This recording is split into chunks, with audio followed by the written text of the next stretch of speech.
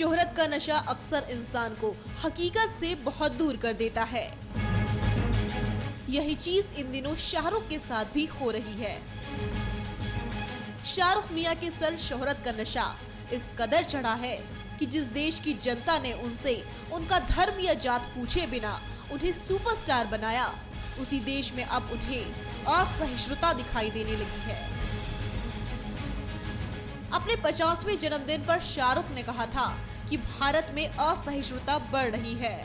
मियां जी का ये बयान यूं ही नहीं आया है। इसके पीछे के पाखंड का खुलासा इन तस्वीरों से साफ हो रहा है। शाहरुख खान कांग्रेस के कई नेताओं के करीबी हैं।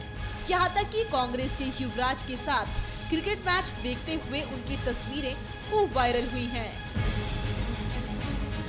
खबरें तो यहाँ तक है कि कांग्रेस के कुछ चाटुकार और चतुर नेताओं के साथ उनके कारोबारी रिश्ते भी हैं।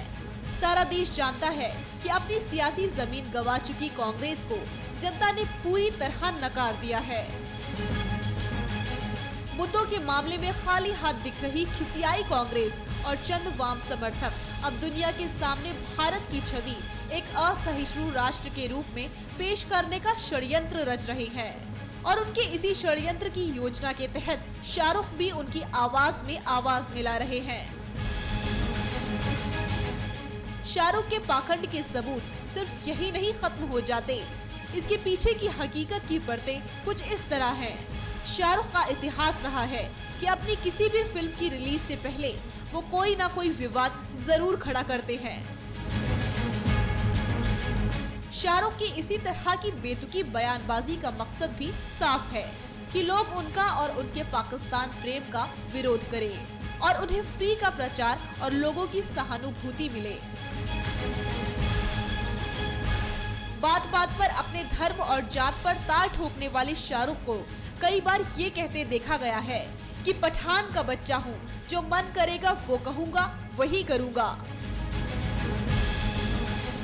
ऐसे में उन सो कॉल्ड बुद्धिजीवियों को अपनी बुद्धि पर जमी मोदी विरोध की परतों को हटाना होगा और देखना होगा कि अगर कोई हिंदू ये बात कह दे कि उसे हिंदू होने पर गर्व है, तो देश की अखंडता पर उन्हें खतरा मंडराता दिखाई देने लगता है।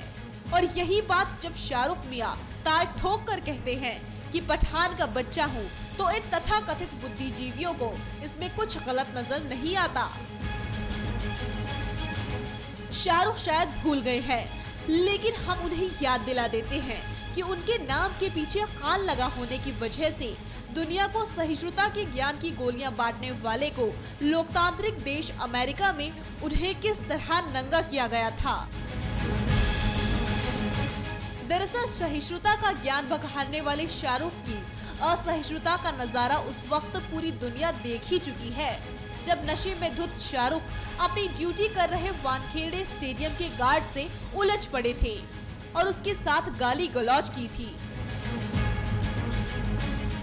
यही नहीं, देश की फिक्र करने का राग अलापने वाले शाहरुख अपने कई इंटरव्यू में अपने सिगरेट प्रेम को भी बढ़ा चढ़ाकर बड़ी ही भव्यता के साथ लोगों के सामने पेश कर चुके हैं।